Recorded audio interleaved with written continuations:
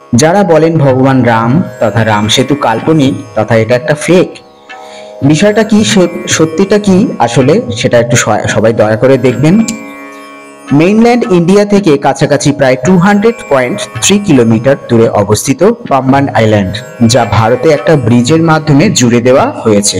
এই পাম্বান আইল্যান্ডের যোগাযোগ স্থান ধনুষকোডি, আর এই ধনুষকোডি থেকে শুরু করে শ্রীলঙ্কার মান্নার আইল্যান্ডে অবস্থিত অব্দি জুড়ে দেওয়া রাম সেতু, যেটা আজও পর্যন্ত স্যাটেলাইট স্পেস সেন্টার থেকে পরিষ্কার দেখা যায়।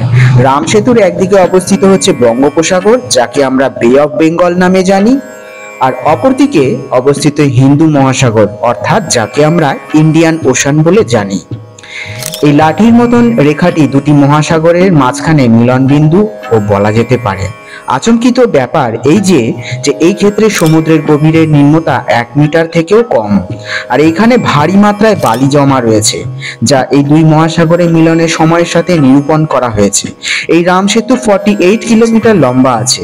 আর এখন সব থেকে আশ্চর্য হবার কথা, এই যে জিওলজিক্যাল এভিডেন্স বলছে এই সেতুর যে পাথর আছে তা সেটা 7000 সালের কাছাকাছি প্রায় পুরাতন, প্রায় যেটা তার নিচের যে বালিটা তা প্রায় 3000 সাল পুরানো।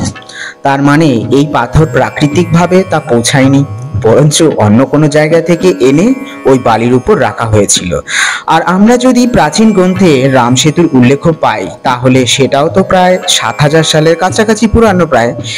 এটার অর্থটা খুবই পরিষ্কার, এটা কোনো সাধারণ সেতু নয়, বরঞ্চ এটা একটা মানব জাতির মাধ্যমে নির্মাণ করা সেতু। আর এটাই ইতিহাসে সম্ভাব্য প্রমাণিত করে রামায়ণ কেবল কোনো একটা কথা নয়, বরঞ্চ এখানে কিছু না কিছু ঐতিহাসিক সত্য নিশ্চয়ই লুকিয়ে আছে। তো বন্ধুরা, ভিডিওটি ভালো লাগলে শেয়ার, সাবস্ক্রাইব